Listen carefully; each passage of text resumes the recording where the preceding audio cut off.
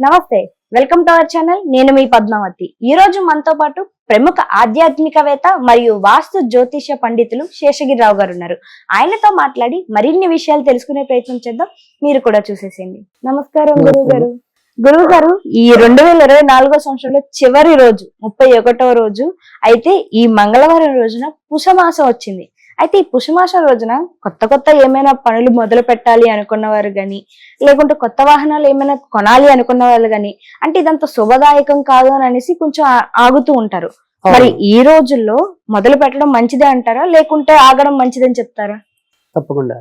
ఎందుకంటే ఇది ఎప్పటికప్పుడు చాలా మందికి వస్తూ ఉండే సందేహంగానే మనం చెప్పాలి.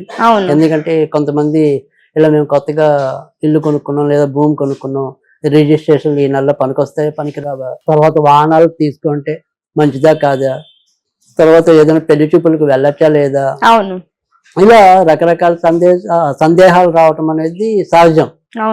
కానీ నిజానికి ఏంటంటే ఈ పుష్యమాసంలోకి వచ్చేప్పటికి అలాంటివన్నీ కూడా మనం చేసుకోవచ్చు. అంటే కొత్తగా ఏదైనా వాహనాలు తీసుకోవాలంటే తీసుకోవచ్చు, తర్వాత భూములు అలాంటివి రిజిస్ట్రేషన్ చేసుకోవచ్చు, పెళ్లి చూపులు చేసుకోవచ్చు, కానీ నిశ్చితార్థాలు చేసుకోకూడదు. ఓకే. సో పెళ్లి చూపులు పై మాటలు మాట్లాడుకోవచ్చు, కానీ దాన్ని పూర్తి స్థాయిలో ఖరారు చేసుకుని తాంబూలాలు పుచ్చుకోవటం అనేది మాత్రం కూడదు. తర్వాత రెండోది, ఇంకా పెద్ద కార్యక్రమాలకి ఎలాగో ఈ నెలలో ముహూర్తాలు అనేవి ఉండవు. అంటే ఏమంటాం, పెళ్లిళ్ళు, గృహప్రవేశాలు అవి అలాగో ఉండవు కనుక అవి చేయడానికి అలాగో ఉండదు. తర్వాత ఇంకా కొంతమందికి ఇంకోటి ఏంటంటే, ఇప్పుడు ఇది ఏమంటాం అన్నప్రాసన, తర్వాత అక్షరాభ్యాసం, ఇలాంటివి కొన్ని కూడా అవి కూడా ఉంటాయి. అయితే అక్షరాభ్యాసం మాత్రం పుష్యమాసంలో పనికిరాదు అంటారు అసలు. అన్నప్రాసన అనేది మనకి వీటితో సంబంధం ఉండదు, వాళ్ళకి వచ్చే నెలలు బట్టి. అంటే 6వ నెల ఆడవాళ్ళకైతే కనుక అన్నప్రాసన ఒకటి ఏమో బేస్ సంఖ్యలో చేయాలి 5వ నెలలో, మగవాళ్ళకేమో 6వ నెలలో చేయాలి.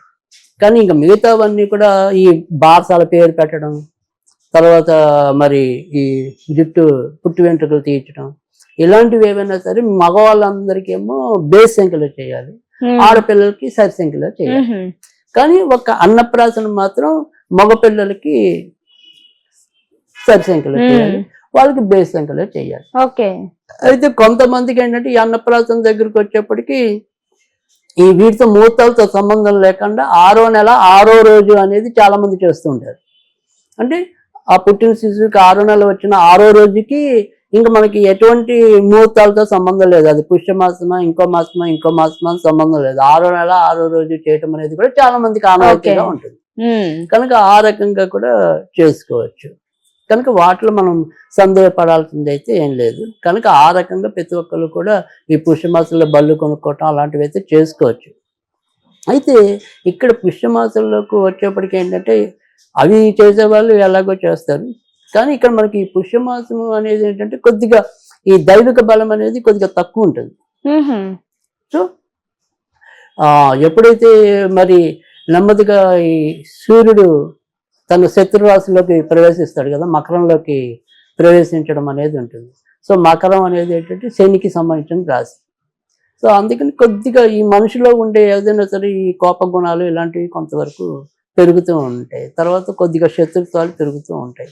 కనుక పుష్యమాసంలో ఎప్పుడైనా సరే, అంటే ఇప్పుడు మనం ఏదైనా సరే అనుమానం పెనుభూతం అన్నాం కదా, సో ఈ అనుమానంతో చేయటం కన్నా కూడా మనసు పెట్టి చేయటం అనేది ముఖ్యం. కానీ అయినప్పటికీ కూడా నేను చెప్పే ఈ జాగ్రత్త ఏదైతే ఉంటుందంటే, ఏదైతే నేను ఎప్పుడు కూడా ఒక మంత్రమో స్తోత్రమో ఏదో ఒకటి తప్పనిసరిగా చెప్తూ ఉంటాను. అది ఏమవుతుందంటే కనుక ఇలా ఏదైనా సరే కొంతమందికి ఇలాంటి ఈ బలహీనతలు, అంటే కోపగుణం అనేది కొంతమందికి ఉంటుంది, తొందరపాటు అనేది కొంతమందికి ఉంటుంది, ఎవరిని లెక్క చేయలేకపోవటం అనేది కొంతమందికి ఉంటుంది. ఇలాంటి బలహీనతలు ఏవైనా సరే వాటిని కొంతవరకు అధిగమించి బాగుండటం అనేది. తర్వాత రెండోది ఏంటంటే ఈ అనుమానం అనేది ఏదైతే ఉంటుందో అది ఒక పెద్ద జబ్బు అది. సో ఆ అనుమానాన్ని పటాపంచలు చేసి మనం ఇచ్చేవి ఏదైనా సరే వాళ్ళకు ఉపయుక్తంగా ఉండటం అనేది. కానీ మామూలుగా ధార్మిక గ్రంథాల ప్రకారం అయితే కనుక ఈ ఇందాక చెప్పినవి ఏవైనా సరే మనం చేయొచ్చు, ఈ నెలలో చేయవలసిన పుష్యమాసాలు అన్ని కూడా చేసుకోవచ్చు. కానీ నేననేది ఏంటంటే ఇలా ఎవరికి ఏ సందేహాలు ఉన్నా, ఇప్పుడు నాకైతే అనుమానం ఉంది, కానీ బండి మటుకు కొనాలి. కొనాలి, అవును. అనుమానం అనేది వేరు, బండి కొనటం అనేది ఏదో ఒకటి. అనుమానంతో బండి కొడితే వాడు రెండో రోజు ఏదో ఒకటి చేస్తాడు అక్కడ. ఇంకా ధైర్యం అనేది కావాలి. అవును. మరి గురువు గారు, మరి ఎలాగో నెలగంటు పెట్టే సమయం అనేది కూడా వచ్చేసింది. అయితే మరి నెలగంటు పెట్టిన తర్వాత కూడా శుభకార్యాలు ఆపేస్తారు. ఒకవేళ ఈ రోజుల్లో ఏమైనా మంచి పనులు ఉంటే మరి సంక్రాంతి వెళ్ళిపోయిన తర్వాత ఈ నెలగంటు పెట్టడం అనేది ఏదైతే ఈ నెలగంట కట్టడం అనేది కూడా ఎక్కువ తెలంగాణ ప్రజలకు ఎక్కువ అలవాటే. అది నెమ్మదిగా ఇప్పుడు మిగతా ఆంధ్ర రాష్ట్రానికి ఇప్పుడు పాకుతుంది. కానీ యాక్చువల్ గా చెప్పాలి అంటే కనుక ఇది కేవలం తెలంగాణ వల్ల ఎక్కువ పాటిస్తారు. సో సంక్రాంతికి వెళ్ళిన తర్వాత కూడా కొన్ని పెద్ద ముహూర్తాలు కూడా అప్పుడప్పుడు వస్తూ ఉంటాయి. అవును. సో కానీ అయినప్పటికీ కూడా వీళ్ళకి ఏంటంటే అలా కొంతవరకు, ఇప్పుడు సపోజ్ మార్గశిర మాసం ఉంది అనుకోండి. అవును. ఈ మార్గశిర మాసం ఈసారి అంటే మనకి తొందరగా ఎండ్ అయిపోయింది డిసెంబర్ లో. ఒకసారి ఇంచుమించు జనవరిలో కూడా కొంత భాగం వస్తుంది ఈ అధిక మాసాలు అవి వచ్చినప్పుడు. అప్పుడు ముహూర్తాలు ఉంటాయి. కానీ ఇక్కడ ఏంటి, డిసెంబర్ 16 దాటిన తర్వాత నెలగంట.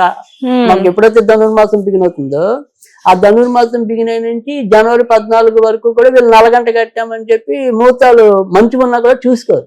అవును. సో అది ఇక్కడ వీళ్ళు కొంతవరకు ఆ రకమైన దానికి ఎక్కువగా ప్రాధాన్యత ఇవ్వడం అనేది ఉంది. కానీ మనకి నిజానికి అయితే నెలగంట కట్టడం అనేది ఉండదు.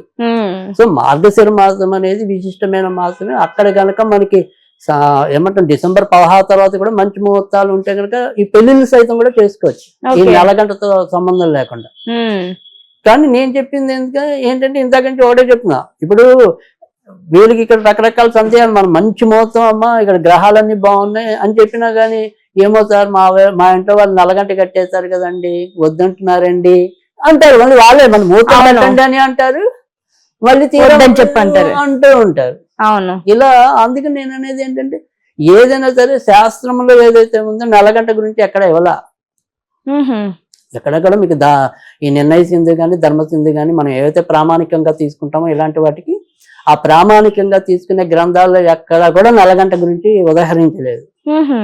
సో ఆ తర్వాత వచ్చిన ఆచారాలు. సో అందుకని తప్ప మనకైతే మనం దాన్ని పెద్ద పట్టించుకోవాల్సిన అవసరం అయితే లేదు.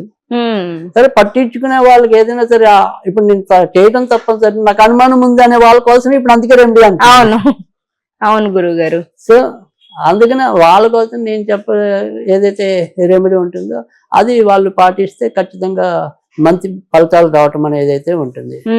ఓం శ్రీం శ్రీం శ్రీం క్షేమకర్యై నమః. ఓం శ్రీం శ్రీం శ్రీం 3 సార్లు. ఓం శ్రీం శ్రీం శ్రీం 3 సార్లు. క్షేమం కర్యై నమః. క్షేమ కర్యై నమః.